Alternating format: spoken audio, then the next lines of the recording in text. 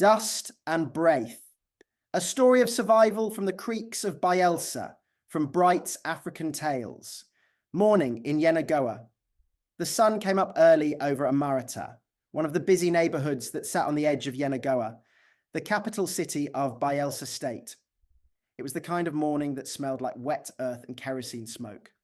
The sound of generators starting up mixed with the distant call of a muezzin and the crowing of roosters.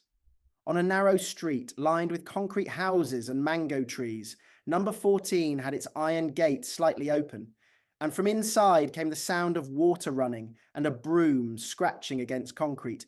Tari was already awake before 5 o'clock. She had learned long ago that waking up late in this house meant trouble. If the floors were not swept before Auntie Vero came out of her room, there would be shouting. If the kitchen was not tidy, there would be shouting. If anything was out of place, there would be shouting. And sometimes the shouting came even when everything was done right. So Tari woke up early, moved quietly, and tried to stay invisible. She was 16 years old, thin, with short, natural hair that she kept tucked under a head wrap most mornings. Her eyes were large and dark, and if you looked closely, you could see something tired sitting behind them. A tiredness that had nothing to do with sleep. She had the face of someone who'd been carrying something heavy for a long time. Tari lived in this house because she had nowhere else to go. Her father, Mr. Tonbra Briggs, had died 3 years ago from a sudden illness that took him less than 2 weeks. Her mother had died when Tari was only 7. A complication after a second pregnancy that never went to term. What Tari remembered of her mother was the smell of shea butter and the softness of her hands. Everything else had blurred. After her father died, her father's younger sister, Auntie Vero, had come to take her. "I am your family," Auntie Vero had said at the funeral, with tears in her eyes and a hand on Tari's shoulder. "You will come and stay with us. We will take care of you." Tari had believed her. She was 13. She did not know what else to believe. The us was Auntie Vero, her husband Uncle Dammy, and their son Kelvin, who was 15. The first few weeks had not been bad. Then Uncle Dammy travelled to Port Harcourt for a long-term contract job with an oil servicing company. He sent money home every month and called on weekends. And slowly, without Uncle Dammy there to see it, things in the house changed. Tari learned to move quietly. She learned to finish her chores before anyone else woke up. She learned to eat whatever was left and not complain. She learned to hide her inhaler under her mattress because once Auntie Vero had seen it and called her a sickly child who was going to be a burden. Tari had asthma. It had been with her since she was 9. It did not define her, but it was a part of her life that required care. Care she rarely got in this house. On this particular Tuesday morning, Tari was sweeping the compound when her friend Simi appeared at the gate. "Tari, you are still here," Simi said in a low voice, looking over her shoulder towards the house. "School starts in 30 minutes. We have government paper today." Tari leaned the broom against the wall. "I know. Let me just go and tell Auntie Vero I'm leaving." She went inside. Auntie Vero was in the sitting room tying her wrapper, getting ready to go to her shop at the Swali market. She was a full-figured woman with a loud way of entering any room. She looked at Tari with the flat expression she reserved for early mornings. "Where do you think you are going?" Auntie Vero asked. "To school, Ma. We have exams today." "Have you finished the kitchen?" "Not yet, Ma. I was sweeping outside first." "Then you are not going anywhere. Finish the kitchen, mop the passage, wash the plates from last night, then you can go." "But Ma, by that time school will have started. We're writing 4 papers today." "Did I ask you how many papers you are writing?" Auntie Vero's voice rose a little, just enough to fill the room. "This is my house. You will do what I say before you go anywhere. If you don't like it, tell me where else you want to go." Tari said nothing. She went back to the kitchen. Simi waited at the gate for 10 minutes. Then she called out softly, "Tari, I have to go on. I'll wait for you near the junction." "Go ahead," Tari called back. "I'll try to catch up." But she did not catch up. By the time she finished the kitchen, mopped the passage, washed the plates and dressed up, it was almost 9 o'clock. School started at 8. She stood at the gate with her school bag on her back and her chest feeling tight. The tightness that came when she was stressed or when the dust had been too much. She breathed slowly, the way the doctor had taught her years ago. In through the nose, out through the mouth, steady. She did not go to school that day. 4 papers. Simi came back in the afternoon with a face full of concern. She was taller than Tari, with thick braids and the kind of confidence that came from having 2 parents who were still alive and still paid attention. "You didn't come," Simi said, standing just inside the gate while Tari hung washed clothes on the line. "She didn't let me go." Simi was quiet for a moment. "Tari, do you know you just missed 4 papers? 4? Government, mathematics, English language and biology." Tari said nothing. She kept pegging the clothes. "That means you will have to repeat. When others write final exams next term, you will still be in SS2. My sister, this is not small." "I know," Tari said. Her voice was flat, not because she did not care, but because she had been spending so much energy trying not to cry that she had none left for any other expression. "You need to tell someone," Simi said. "You can't keep living like this." "Tell who?" "Tell Uncle Dammy. He's in Port Harcourt. He'll call Auntie Vero. She'll be angry with me, and things will be worse." "Tell a teacher. Tell Mr. Ebby. He's your form teacher." Tari finally stopped and looked at her friend. "And then what? He'll write a letter?" "She'll tear it. She's already told me that if I report her to anyone, she will throw me out of the house." "Where will I go, Simi?" "Where?" Simi had no answer. She reached out and held Tari's hand for a moment, and that small gesture was enough to crack something open. Tari pressed her lips together hard. "I'm fine," Tari said. "Go home. I still have to cook before she returns."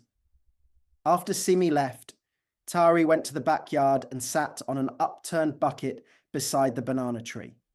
She pressed her back against the rough wall and looked up at the sky, which was turning orange at the edges. A kite circled slowly above the rooftops. "Why?" she whispered, not to anyone in particular, just to the air, to the sky, to the question that lived inside her chest alongside the asthma. "Why is she doing this to me? What did I do?"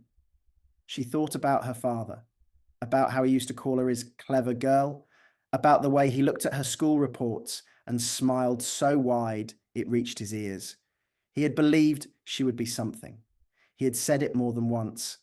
"Tari, you have a brain. Use it. Go far."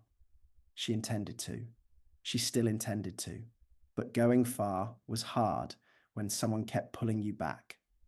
The neighbour intervention, the man next door, was called Mr. Francis Owe. He was in his late 40s, a quiet man who worked at the Ministry of Education in Yenagoa and kept his compound neat. His wife had passed away 2 years earlier, and he lived alone now, though his grown children visited on weekends. He had a way of noticing things without making it obvious that he was paying attention. He had noticed Tari, not in any wrong way, simply in the way of a man who had children of his own and understood what a child in distress looked like. He had heard the shouting through the fence more than once. He had seen Tari sweeping at 5 in the morning when he went out to water his small garden. He had watched her rush back inside whenever Auntie Vero's voice rang out. One afternoon, about a week after the missed exams, he saw Tari at the borehole down the road, struggling to carry 2 heavy buckets of water. She was moving slowly, stopping every few steps to catch her breath. Her shoulders were tight and her breathing was not right. "Let me help you," he said, coming up beside her. "It's okay, sir. I'm fine." "You are not fine," he said gently. "Your breathing is not good. Come, let me carry one." She let him take 1 bucket. They walked back toward the street together. He did not say anything for a while, and she did not either. Then he said, "I know you have asthma. I have seen you use your inhaler in the compound when you think no one is watching." Tari glanced at him, but said nothing. "I am not trying to interfere in what is not my business," he said, "but I am a father, and I know what it looks like when a young person is struggling. If you ever need to talk or if you ever need help, you can knock on my gate." He put the bucket down at her gate, nodded once, and went back to his own compound. Tari stood there for a moment looking at the bucket. Then she picked it up and went inside.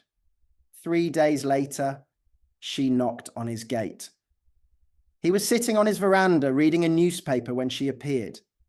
He folded the paper and put it aside without making a big deal of it. "Sit down," he said, pulling a plastic chair forward. She sat. She was still wearing her house clothes, a faded Ankara blouse and a wrapper around her waist. She folded her hands in her lap and looked at the ground for a long time. "Take your time," he said, and she talked. It came out slowly at first, then faster. The missed school days, the chores that never ended, the food she sometimes did not get, the beatings, the way Auntie Vero's anger had grown steadily worse since Uncle Dammy left, the way she felt like a stranger in a house that was supposed to be home, the way she was afraid she was going to fail her year because she kept missing exams. Mr. Francis listened without interrupting. When she was done, he was quiet for a moment. "And have you told your uncle?" he asked. "No, sir. I'm afraid if she finds out I complained, she will make things worse." "I understand." He was quiet again. "What about your school, your form teacher?" "I'm afraid of that too. Tari." He said her name firmly, but with kindness. "Staying silent is not protecting you. It is protecting her. You need someone on your side. Let me be that person for now. I will not do anything without telling you first, but we need to make a plan." "Agreed." She looked up at him properly for the first time since she sat down. "Agreed," she said quietly. He gave her his phone number written on a small piece of paper.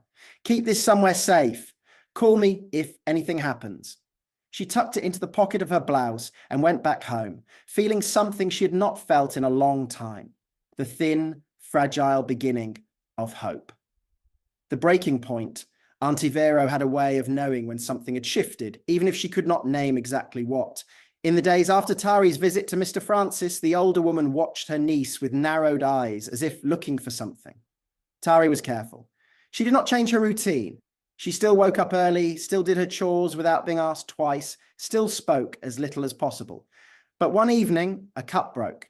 It was not a special cup. It was one of the plain white cups from the kitchen shelf, and it fell while Tari was washing the dishes after dinner. It hit the floor and cracked cleanly in two. Tari's heart sank. She knew what was coming. Auntie Vero came into the kitchen at the sound. "What did you break?" "A cup, Ma. I'm sorry. It slipped. You broke my cup." Auntie Vero's voice was very quiet, which was worse than when it was loud. "Do you know how much that set cost?" "I'm sorry, Ma." Sorry, she's always sorry. She moved quickly and hit Tari twice across the back. Hard, open-handed slaps. "Every day in this house, you are destroying something. You are useless. Completely useless." Tari bent forward under the blows, trying to stay steady. But the stress, the dust from the kitchen, and the shock of the hits combined, and her chest started to tighten. It was that familiar, frightening squeeze, like someone had wrapped a rope around her lungs and was pulling it slowly. She reached for the counter to steady herself. "Now you want to pretend," Auntie Vero said. "Every time I punish you, you start this performance." Tari could not answer. She was trying to breathe. Kelvin, who had come to stand in the doorway, stepped forward. "Mama, she's not pretending. Look at her. Keep quiet, she's acting." But Tari's lips had gone pale. She slid slowly down against the cabinet until she was sitting on the kitchen floor, her hands pressed against her chest. Her inhaler was under her mattress in the room she slept in. She had hidden it there out of habit, out of fear that Auntie Vero would take it from her. Kelvin ran to get it. He was back in less than a minute, pressing it into her hands. She shook it, put it to her mouth, pressed down. She waited, pressed again. The wheezing was loud in the small kitchen. Mr. Francis heard it through the fence. He had been in his compound and had heard the raised voice, the slap, the silence that followed, and then a different kind of silence, the heavy, wrong silence that follows a body in distress. He knocked on the gate. Kelvin opened it. Mr. Francis came into the kitchen, took one look at Tari on the floor and crouched beside her. "How long has she been like this?" "Just now," Kelvin said. "Do you have her medicine?" "She already used it." "We need to get her some air. Help me take her outside." Together, he and Kelvin helped Tari to her feet and guided her out to the veranda, where the evening air was cooler. Mr. Francis kept his hand on her back, steady, calm, while she breathed through it. Auntie Vero followed them, her arms crossed. She is fine. This is what she does. Madam, Mr. Francis said, his voice very controlled, this child has asthma. What you just described as performance is a medical emergency. If you had sent her to sweep or cook in a dusty room one more time, she could have died. You have no right. I am not here to argue, he said. I am here because a child needed help. He looked at Tari, who was breathing more steadily now, though her eyes were closed. I will speak to you separately. He did speak to Auntie Vero that evening. He went to her sitting room while Kelvin sat with Tari outside. He was polite. He was direct. He told her that what he had observed over the past months was not how a guardian was supposed to treat a child in their care. He mentioned the missed school days. He mentioned the physical punishment. He mentioned asthma. Auntie Vero told him it was none of his business. He went home and made a phone call. What Kelvin knew, Kelvin was not a bad boy. He was 15, quiet, more interested in football than in family conflict, and he had spent most of the past year pretending not to notice what was happening to his cousin. But pretending had limits, and those limits had been reached on the kitchen floor.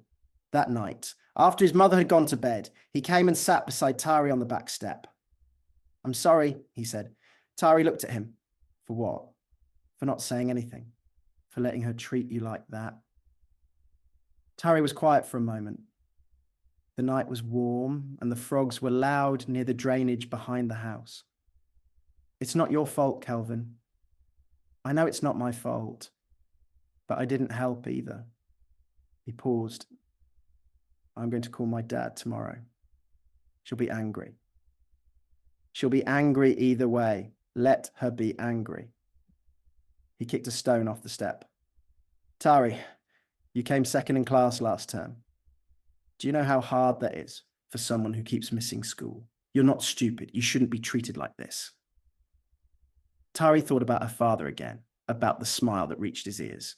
Call your dad, she said. It's okay. The next morning, while Auntie Vera was at her shop, Kelvin called his father. The conversation was short and uncomfortable. Uncle Dami listened quietly, then asked to speak to Tari directly. She told him, briefly and without drama, what life had been like for the past year. The chores that ran from before dawn to late evening, the missed school days, the food she sometimes did not get, the beatings, the way her asthma was left unmanaged. Uncle Dami was silent for a long time. I'm coming home this weekend, he said finally. Don't tell your auntie, just wait for me. Yes, Uncle. And Tari, I'm sorry, I should have paid more attention. She did not know what to do with that, so she just said, okay, Uncle. And she hung up. 2 days before Uncle Dami was due back, something happened that pushed Auntie Vero past whatever was left of her restraint. Tari had been cooking in the kitchen, a pot of stew on the stove, which she was trying to manage while simultaneously moping the sitting room, because Auntie Vero had instructed both tasks to be done at the same time. She kept moving back and forth, and at some point, distracted by the sound of her chest tightening slightly in the smoky kitchen, she left the stew too long. It caught the bottom. The smell reached the sitting room before the smoke did. Auntie Vero came into the kitchen like a thunderstorm. My stew is burning. She looked at the pot and then at Tari. What is wrong with you? Can you not do one single thing correctly? One thing. I'm sorry, Ma. Sorry. What am I doing with sorry? She grabbed Tari by the arm and shook her hard. I work at my shop from morning to evening to put food on this table, and this is what you do. You burn my food. You are destroying this house. Everything I own, you are destroying it.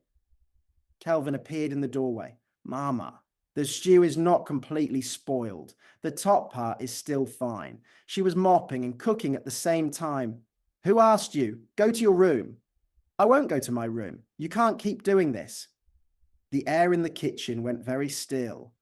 Auntie Vero looked at her son. Something moved across her face. Surprise. and then a sharpening anger. Kelvin, do not talk to me like that.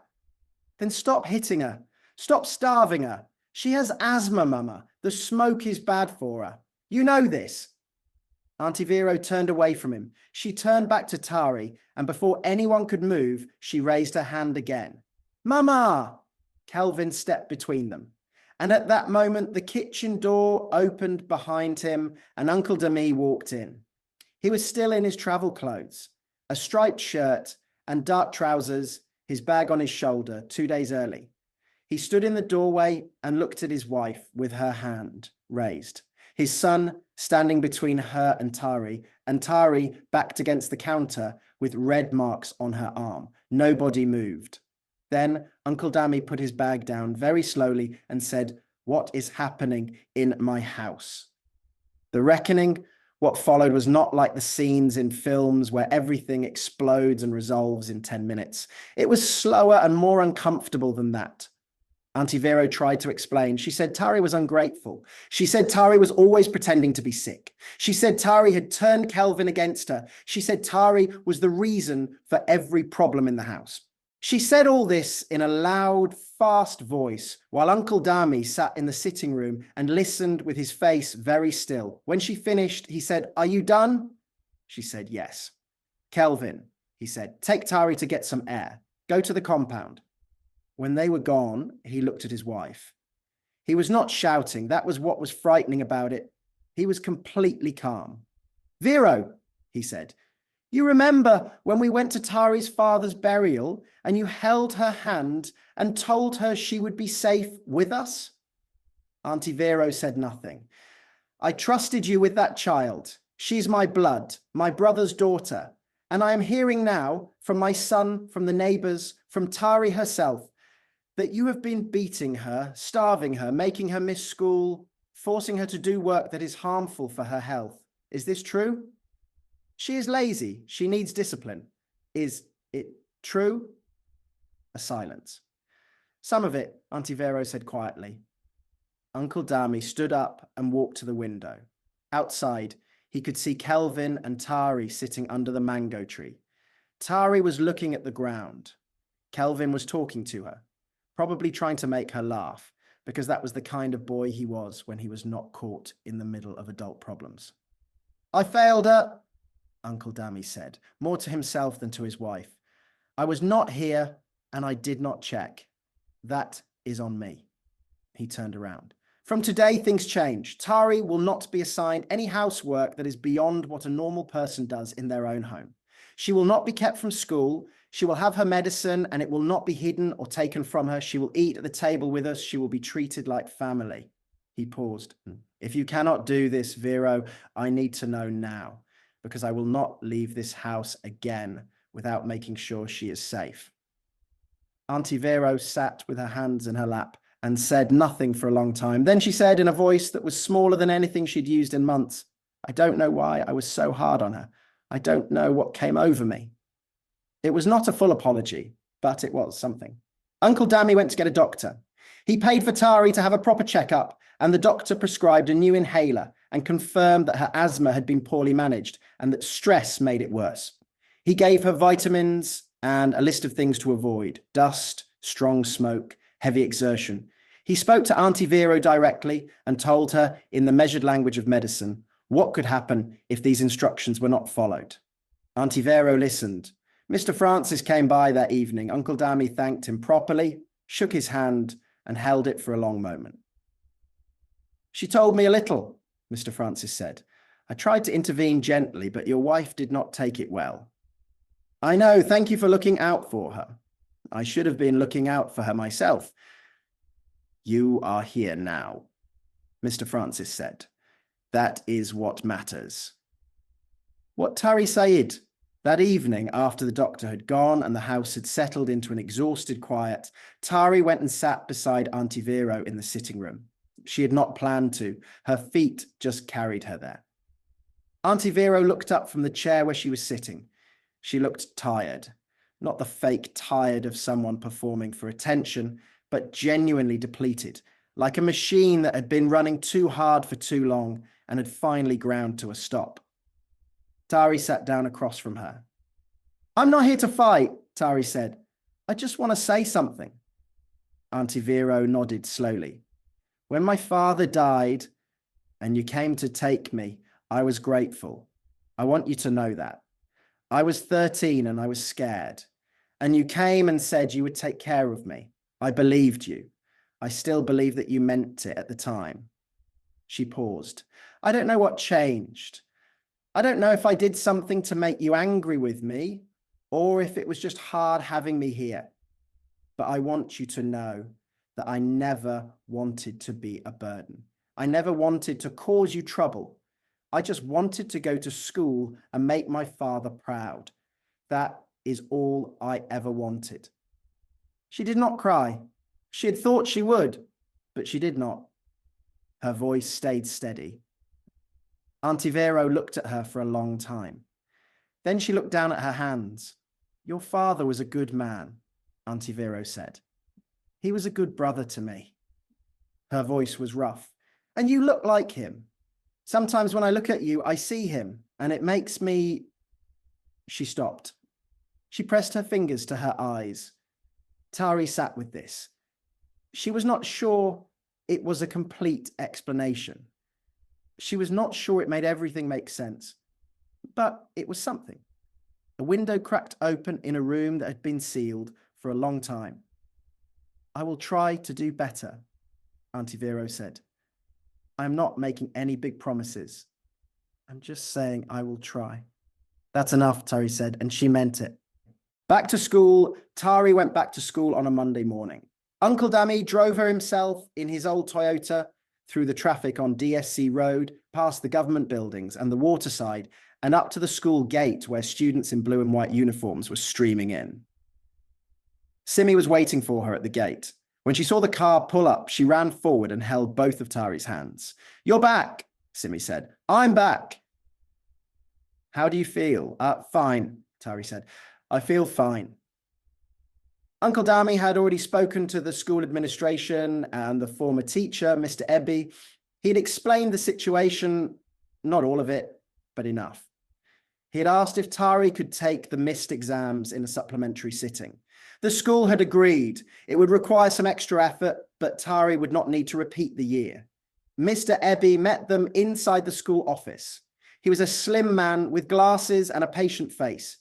He shook Tari's hand the way adults shake the hands of young people they respect. Your classmates will tell you what you missed, he said. You have 2 weeks before the supplementary exams. I will give you materials. And if you have any problems at all, but my door is open. Thank you, sir, Tari said. She sat in class that morning and opened her notebook and wrote the date at the top of the page. It was an ordinary thing. She had done it hundreds of times, but today it felt different, deliberate, like staking a small flag in ground that had been hard won. During break, Simi sat beside her under the shade of the large mango tree at the edge of the school compound. They ate fried plantain from a small wrap that Simi had bought from the woman at the school gate. So what happens now? Simi asked. I study, Tari said. I will write the exams. I will move to SS3 with everyone else. And at home? Tari chewed her plantain and thought about it. My uncle is home now. He said he's taking a short posting somewhere in Delta State, close enough to drive back on weekends, and he's hired a house help, a woman from the village who will do the heavy chores. So it should be. She paused. Better. It should be better. And Auntie Vero. She's trying, Tari said. That's all I can say. She's trying. Simi nodded. And you, are you trying? Tari looked at her friend. Trying to do what? To be okay, to actually be okay, not just fine like you always say, but okay. Tari was quiet for a moment. A hawk was circling high above the school roof, riding the warm air. She watched it turn in a wide, slow circle. Yes, she said finally, I'm trying that too. Epilogue. 3 months later. The supplementary exam results came out on a Friday afternoon. Tari was in the kitchen making EBA when Kelvin came running in waving a printed sheet. You passed, he said, dropping the paper on the counter beside her. Look, all 4 papers. Government B2, Mathematics C4, English language B3, Biology B2. Tari dried her hands on a cloth and picked up the paper. She read through it slowly. Her eyes went a little blurry, but she blinked it away. Auntie Vero came in from the sitting room. She had heard Kelvin shout. She looked at the paper over Tari's shoulder, and something moved across her face. Something that took a moment to identify because it had not appeared there in a long time. It was pride. Good, she said simply. Then she went back to the sitting room.